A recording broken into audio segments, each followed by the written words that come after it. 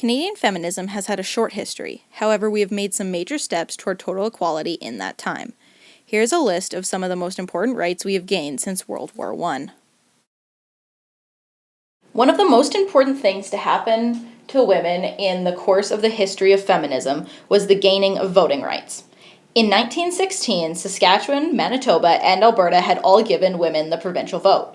Ontario and BC followed in 1917. By 1922, all women, except Quebec, could vote in provincial elections. Quebec gained their provincial vote in 1940. In 1917, the federal vote was given to women in the armed forces or related to men in the military because they were the people most likely to vote for conscription.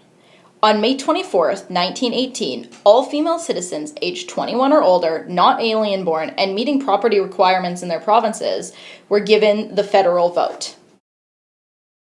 Aboriginal women were excluded from voting in their local bands until 1951, and in the federal elections until 1960.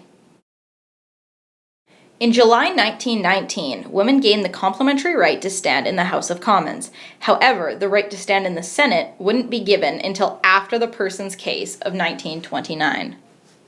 The 1929 Persons Case was led by Emily Murphy, Harriet Murr Edwards, Nellie McClung, Louise Crummy McKinney, and Irene Parbley. It arose after the Supreme Court ruled that women are not persons according to the British North America Act. The Famous Five, as they became called, appealed to the Privy Council of England, which reversed the court's decision. In the British North America Act, a person was defined as someone who is at least 30 years of age, who owned property worth at least $4,000, and who resided in the province of their appointment. This did not specifically say only men, but the Canadian government had been interpreting it as such. In 1923, Prime Minister Mackenzie King asked Senator Archibald McCoy to propose an amendment to the Act, but the proposal was never made. The effects of this ruling were that women could no longer be denied rights based on the wrong interpretations of the law. And now that women could stand in the Senate, they could work for greater rights.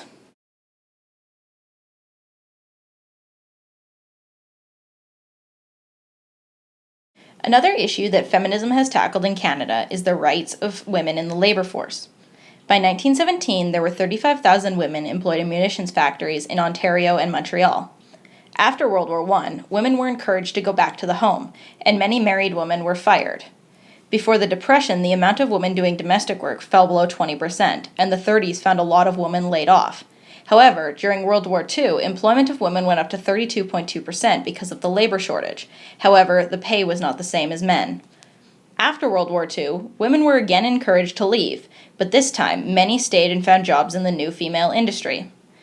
Changes in technology allowed women to leave the house, and changes in society meant that by the mid-20th century, many families needed two income earners to provide. Because children were staying in school longer, married women could now join the workforce. And by the mid-1980s, the majority of Canadian married women had a paying job. From 1951 to 1994, the female labor force participation rate, or FLFPR, which is defined as the proportion of working-age female population with jobs or looking for jobs, rose from 11% to 57.6%. Up until the 1950s, most women were not paid the same as men in the labor force. Although Canada had adopted the Universal Declaration of Human Rights in 1948 that stated everyone without discrimination has the right to equal pay for equal work. Many employers found loopholes, such as giving different job titles or slightly different duties, to hide the difference in pay. They could also give extra money through bonuses or benefits. New laws were put into place so that it was based off substantially similar work rather than equal work, which made it a lot harder to cheat women. One of the still ongoing fights for feminists around Canada is their right to funded and safe abortion. From 1926 to 1947, 4,000 to 6,000 women died from illegal abortions. In 1969, Section 251 was added to the Criminal Code that legalized abortion in extreme conditions, but access was uneven and unfair. Many had to wait an average of 8 weeks to get an abortion. These were only available in hospitals, and some provinces refused to give an abortion at all. In 1970, the Vancouver Women's Abortion Caravan had 2 days of demonstrations that shut down Parliament for the first time ever in its history.